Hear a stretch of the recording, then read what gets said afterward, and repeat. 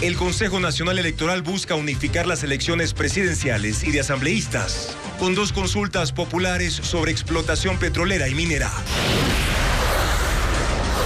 Otto Sonnenholzner y Yacu Pérez quieren ser candidatos a la presidencia de la República. Buscan respaldo en organizaciones políticas. Okay. 2 sospechosos detenidos por la masacre en un velorio en Manta. El ministro del Interior llegó a Manabí por ese caso. Ecuador exportará embriones de ganado vacuno a Bolivia. Se trata de una raza de alta calidad, apta para la producción de leche y carne. Comenzamos con la jornada informativa de este viernes 19 de mayo en Televistazo Estelar. Bienvenidos. El Consejo Nacional Electoral analiza unificar 2 consultas populares y las elecciones generales, entre ellas la del Yasuní. El interés sería por temas económicos, logísticos, entre otros. En este contexto, el CNE declaró el inicio del periodo electoral, como informa Patricio Díaz. El Pleno del CNE aprobó por unanimidad el inicio del periodo electoral para elegir presidente y asambleístas de manera anticipada. Con esto, el organismo puede dar los primeros pasos para la organización del proceso y tomó la primera decisión: reunir a los representantes de los partidos y movimientos políticos el próximo martes en un consejo consultivo sobre los comicios. Para acordar algunos puntos, poner en conocimiento a las organizaciones políticas y escuchar las recomendaciones de las mismas. Pero antes de la muerte cruzada, el Consejo Nacional Electoral ya tenía previsto realizar 2 consultas populares. Una para que el petróleo del Yasuní y Tete no se extraiga y otra sobre la explotación minera en el noroccidente de Quito. La intención del organismo era realizarlas en julio, pero ante la obligación de convocar también a comicios anticipados de presidente y asambleístas para agosto, el país tendría elecciones a mes seguido, generando mayores costos económicos y duplicando las dificultades logísticas. Por eso la presidenta del CNE plantea unificarlas, que todas se realicen el 20 de agosto. Hay que considerar la eficiencia del proceso electoral, la parte operativa y técnica, así como los recursos del Estado. Yasunidos, por ejemplo, ha esperado 10 años por esta consulta, que debía darse en 75 días, y el plazo concluye en julio.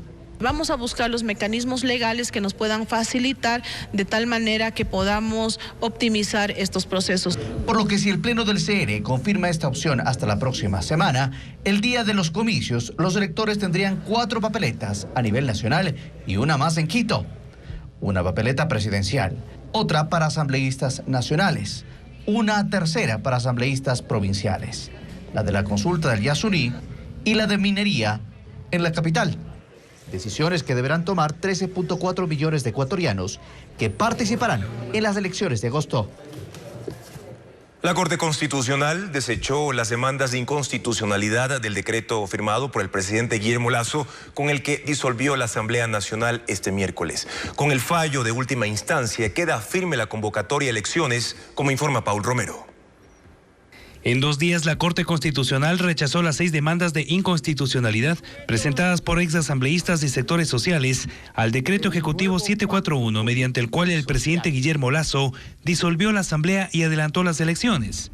Los jueces señalaron que no le corresponde a la Corte verificar la ocurrencia material de la causal invocada por los demandantes, ni de la motivación esgrimida por el presidente para aplicar la muerte cruzada.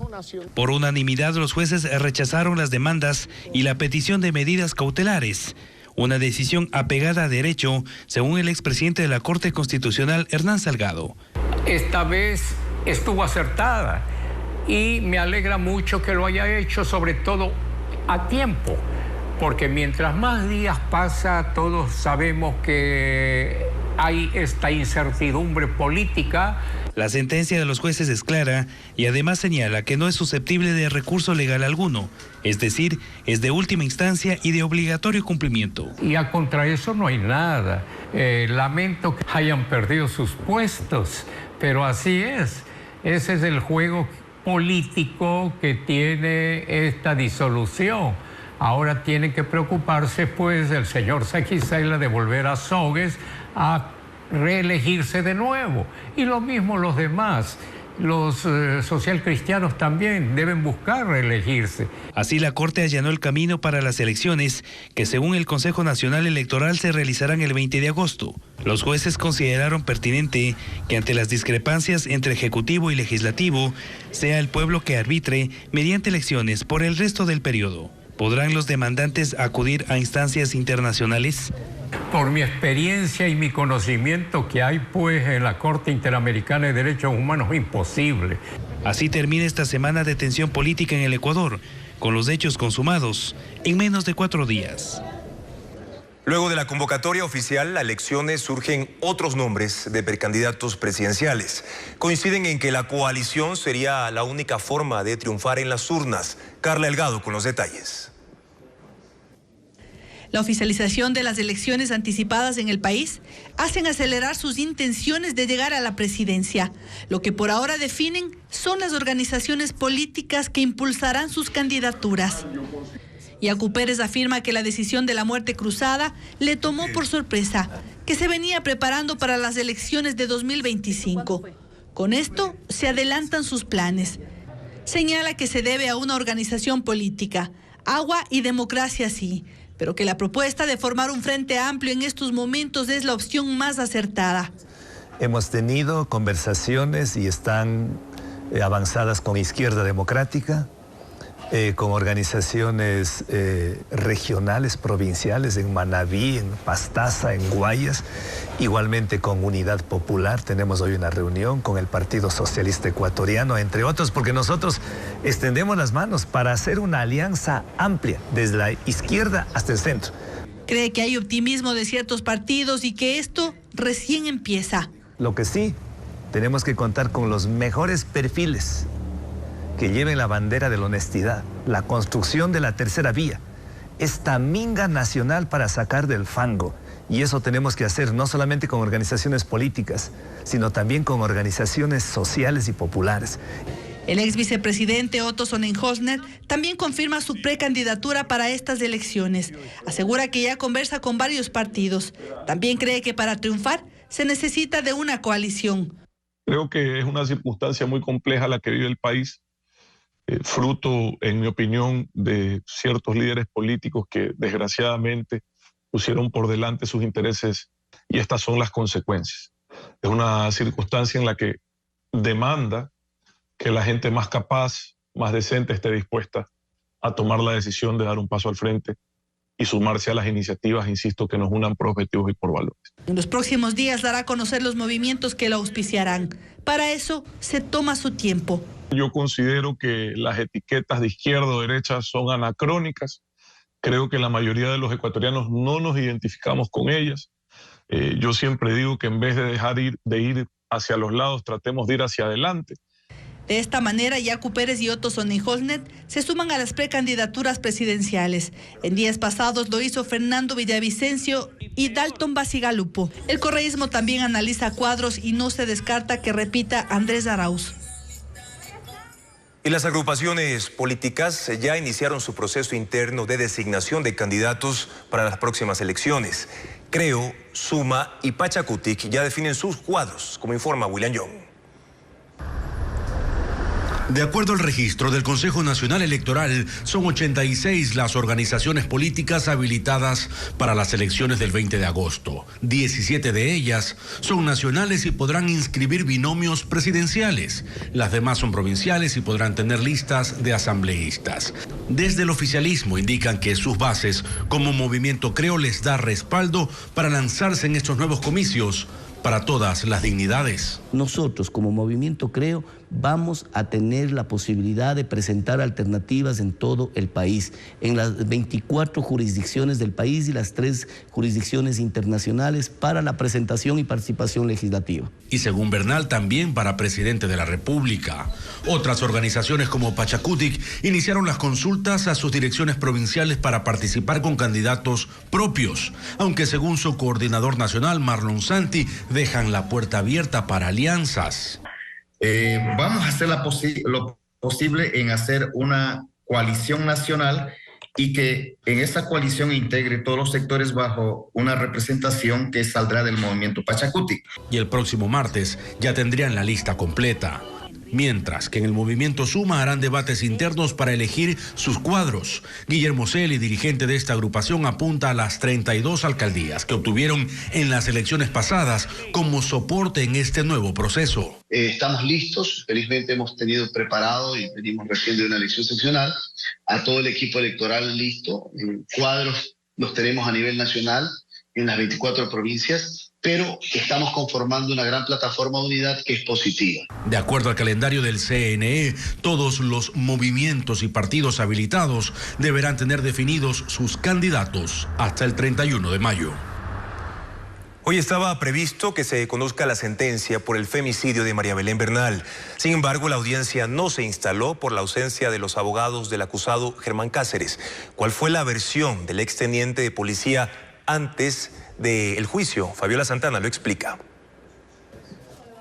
Hoy se cumplía el cuarto día de juicio por el femicidio de la abogada María Belén Bernal en la Escuela Superior de Policía, pero la audiencia no se instaló. Los 4 abogados del autor confeso Germán Cáceres no acudieron. El Tribunal Penal ha dispuesto que se sancione a cada uno de los abogados del señor Cáceres con la multa de 2 salarios básicos unificados. El día era crucial en el caso, pues se tenía previsto que luego de las intervenciones finales los jueces emitieran una sentencia. El lunes la Fiscalía solicitó 34 años y 8 meses de cárcel para el exteniente y esposo de la víctima Germán Cáceres y la misma pena para el teniente Alfonso Camacho, quien estaba de jefe de control en la Escuela Superior de Policía la noche del crimen. Para la defensa de este último y la parte acusadora, el audio que grabó María Belén el día de su muerte es la prueba determinante. Sebastián Camacho, por omisión absoluta, a pesar de haber gritado más de 10 veces mi hija, auxilio me matan, auxilio me matan. Con relación al audio, obviamente ella fallece en 22 segundos, era imposible que él pudiera haber llegado a impedir un acontecimiento que prácticamente estaba ya dado. Durante los primeros 3 días de juicio, la Fiscalía presentó 52 testigos, mientras que el miércoles vía telemática Germán Cáceres testificó por pedido de su defensa, pidió disculpas a la familia de Bernal y al país, dijo que su intención no era asesinarla sino controlarla. Reconoció que el día del asesinato estaba de guardia y previamente consumió alcohol. No dio paso a preguntas. O sea que ahora, pobrecito, porque se le fue la mano. ¿Y quién le devuelve a la madre de Isaac? ¿Quién me devuelve a mi hija? El Tribunal Penal fijó una nueva fecha para la audiencia. La sentencia contra Cáceres y Camacho se conocerá el jueves en la tarde. Nuevamente, la audiencia del caso Druf fue suspendida. La fiscal Diana Salazar no asistió y justificó su ausencia por enfermedad. Carla Delgado estuvo en la Corte Nacional de Justicia y amplía esta información. Una vez más se suspendió la audiencia preparatoria de juicio por el caso Druf. Allí se tenía que decidir si se llamaba a juicio a los 18 acusados del delito de supuesto peculado. Pero ahora seguirá a la espera. La fiscal Diana Salazar no llegó a la sala de la Corte Nacional de Justicia. Justificó su ausencia por enfermedad con un certificado. Aún no se ha definido una nueva fecha, ya que Salazar es la titular de la acción penal y su presencia es imprescindible en la audiencia. La fiscal general, cuando estuvo con COVID, cuando se estaba practicando todavía la audiencia, cuando estábamos aún en la realización de la audiencia, compareció virtualmente en virtud del principio de buena fe y lealtad procesal. El día de hoy nos asombra que no aparezca. Entre los investigados se encuentran los exministros de Defensa Javier Ponce y Wellington Sandoval y militares de la época del correísmo. Según la fiscal, el presunto delito de peculado causó un perjuicio de 66.4 millones de dólares al Estado. La última audiencia debía realizarse en febrero. El general Jorge Gavela denunció irregularidades en la compra de estas aeronaves. Fue asesinado el 29 de diciembre de 2010. Su familia argumentó que su muerte estaría relacionada a este polémico caso. Fueron detenidos 2 sospechosos del múltiple crimen ocurrido en Manta en una sala funeraria. 2 menores de edad quedaron huérfanos porque la madre fue asesinada en la escena y el padre era el agente de tránsito que estaba siendo velado al momento del ataque. La súplica de este niño por su madre causó conmoción en Manta, Manabí, pero la mujer no resistió las heridas de bala y murió en un hospital. Ella fue identificada como Diana Oña y sus 2 hijos menores de edad resultaron heridos. El padre era Andrés Moreira Cedeño, a quien se velaba en la sala funeraria, a donde llegaron 5 sicarios a disparar contra el ataúd y los asistentes. Este viernes los cuerpos de las 4 víctimas mortales del atentado fueron entregados a sus familiares. El municipio de Manta convocó a una mesa de seguridad a la que asistió el ministro del Interior, Juan Zapata, quien confirmó que enviarán más policías para Manabí. Llegarán acá un total de 695, quizás para Manta 260 y obviamente para Puerto Viejo 151, que son las ciudades que tenemos que reforzar más con el personal. A la par, policías y militares recorren Manta y 2 personas quedaron detenidas tras allanamientos. Uno con el tema del fusil, que no se descarta que esté involucrado en la muerte, pero hay que hacer muchas pericias para determinar si ese fusil participó o no en esa escena. Y el segundo es una persona que colaboró con estos sicarios en la ciudad de Bahía. El hombre al que velaban, Andrés Moreira Cedeño, fue asesinado en Guayaquil. En el vehículo que iba, la policía encontró $120,000. Es el 5º agente de tránsito municipal de Manta que muere por ataques de sicarios.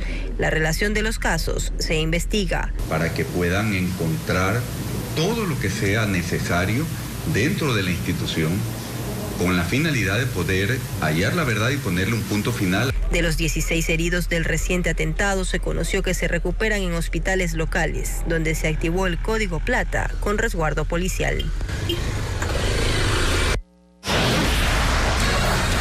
Más adelante en Televistazo, la Fiscalía informó que abrió una investigación contra los 7 consejeros de participación. Les contaremos las razones. Y también los líderes del G7 anuncian nuevas sanciones contra Rusia por guerra en Ucrania. La Fiscalía investiga a los 7 integrantes del Consejo de Participación Ciudadana, quienes asumieron funciones el lunes. El organismo informó que se intentará alterar o borrar los archivos y documentos del proceso de selección de su titular, Diana Salazar. Paul Romero con el informe.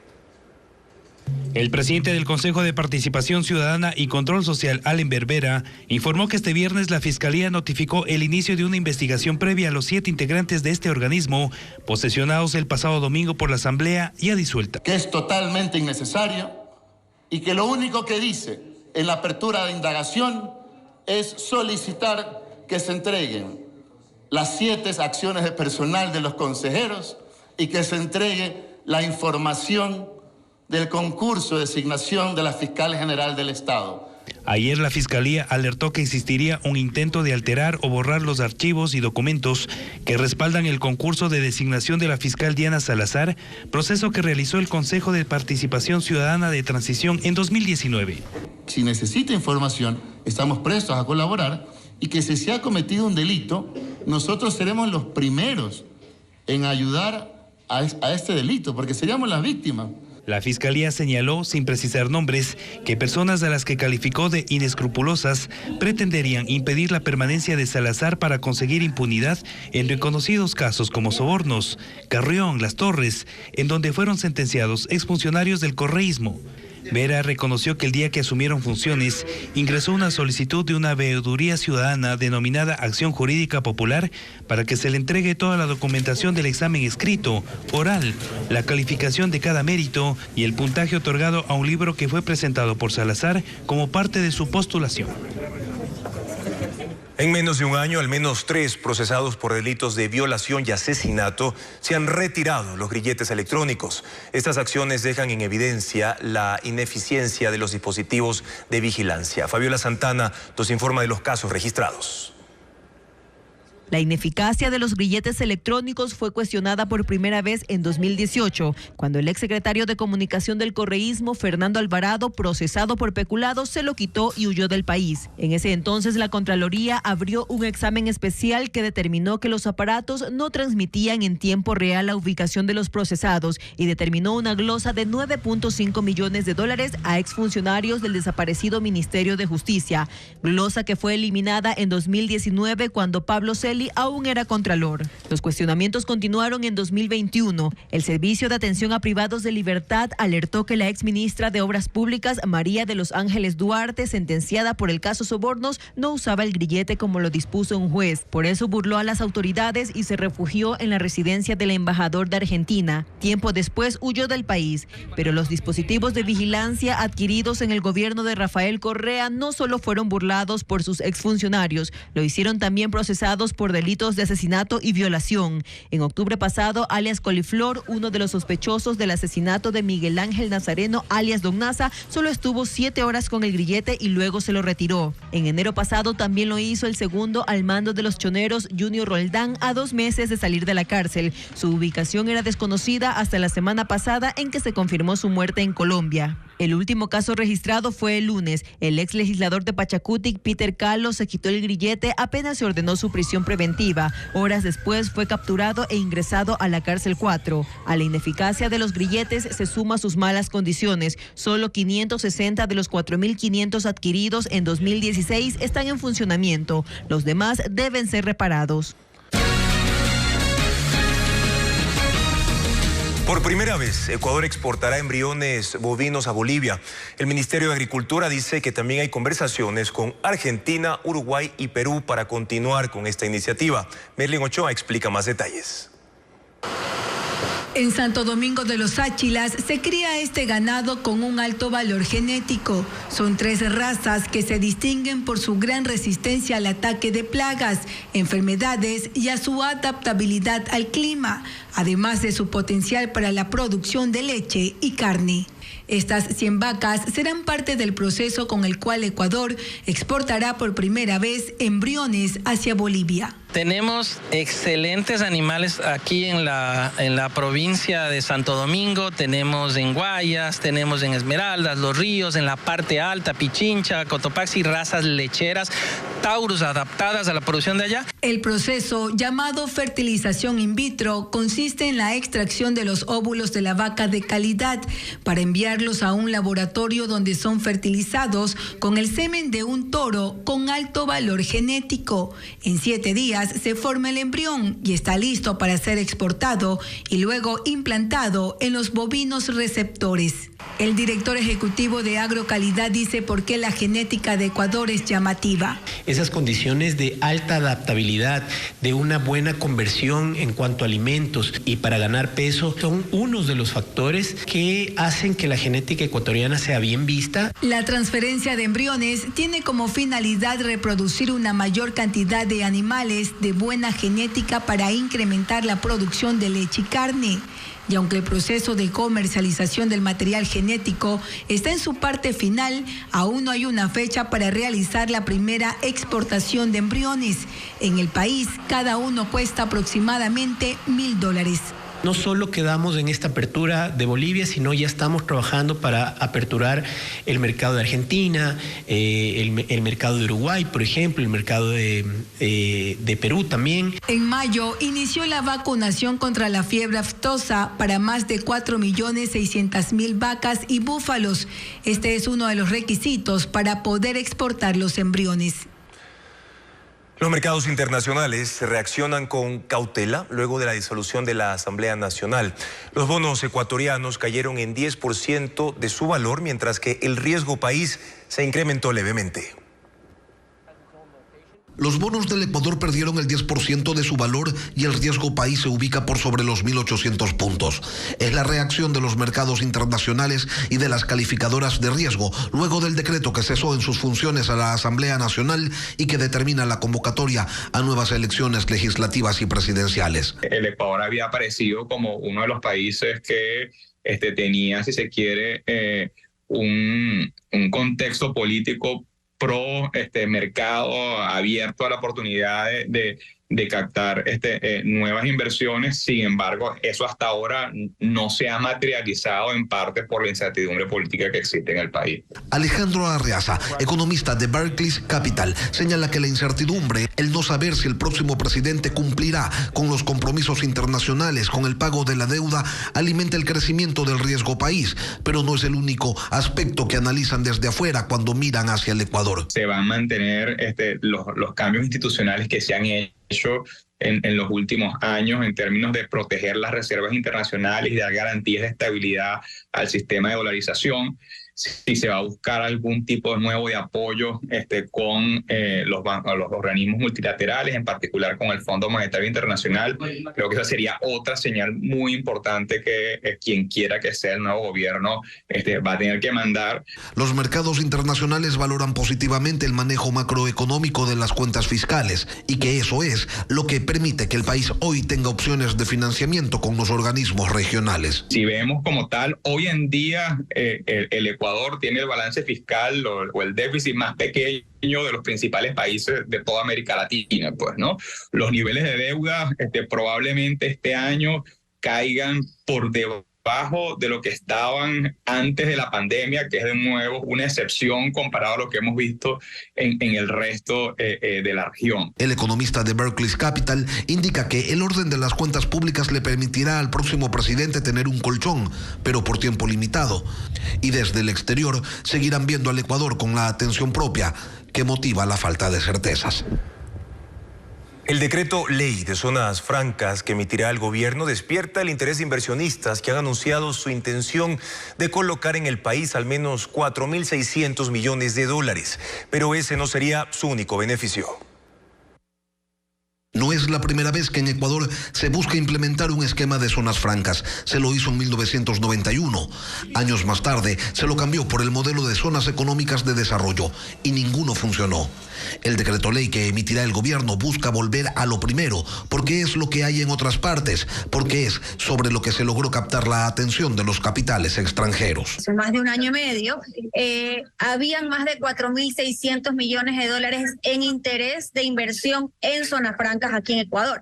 Obviamente no se pudieron cristalizar porque la ley de inversiones no pasó. Las zonas francas son una herramienta que si se ajusta a las realidades de cada territorio pueden tener un efecto positivo y que es a eso que se apunta, comenta la ex asambleísta del oficialismo, Natalia Arias. Los criterios que se utilizan para la definición en este caso no pueden ser exclusivamente de territorialidad, es decir, beneficiar solo a aquellas zonas fronterizas, sino que esto tiene que utilizarse como un criterio adicional para poder definirla. Uno de los aspectos más importantes del proyecto es el quitarle al Estado la determinación de los espacios donde se deben instalar las zonas exoneradas de impuestos.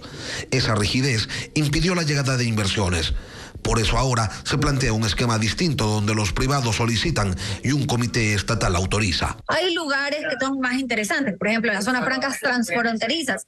Tú tienes una necesidad de una zona franca transfronteriza en Tulcán, por ejemplo. Yo he estado ya reunida con personas de Tulcán que tienen mucho interés.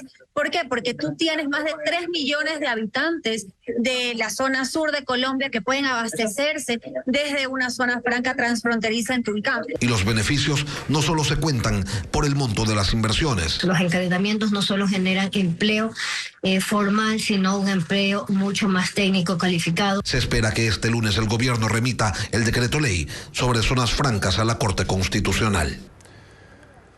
Tras casi 2 meses de la tragedia por el deslizamiento en Alausí, provincia de Chimborazo, esta mañana fueron hallados los cadáveres de 2 hombres en el área del deslave.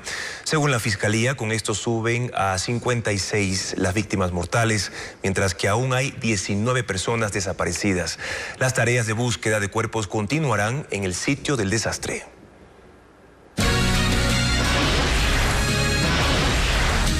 Al volver, todo listo para el debut de la selección sub-20 en el Mundial de la categoría. Le contaremos todo sobre la estrategia del entrenador Miguel Bravo.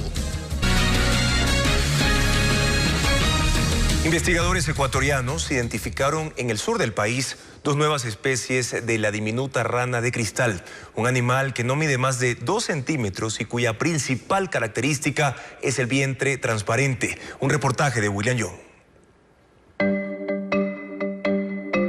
Al verla desde abajo observamos todos sus órganos. Es la denominada rana de cristal, conocida así porque parte de su piel es transparente. En Ecuador, investigadores del Instituto Nacional de Biodiversidad, de la Pontificia Universidad Católica y de la Universidad San Francisco descubrieron 2 nuevas especies de este peculiar anfibio, a 2.900 metros de altura, en el bosque de una zona apartada del sur del país. Estas 2 especies son completamente nuevas para la ciencia, nunca antes habían sido vistas y solamente se encuentran hasta el momento conocidas de esta única localidad, que es La Enramada, en el límite de la provincia de La Suay con la provincia del Oro. Otra de las características de este animal es el tamaño. En promedio mide solo 2 centímetros. Tienen el vientre transparente, lo cual quiere decir que uno puede ver a través de su piel los músculos y en algunos casos también algunas partes de sus vísceras. Son ranas verdes muy chiquititas